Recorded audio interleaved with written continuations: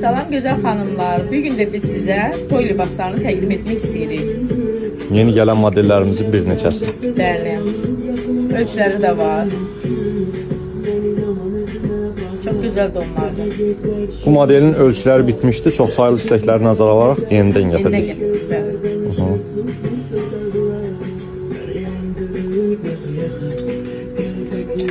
Gül məxmərdir bu. Aha. Ölçüləri də var.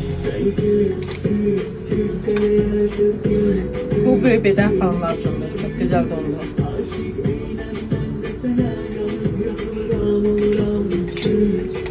Bu da böyük beden xanımlar üçün. Bu da gül məxmərdir. Çox gözəl dondur.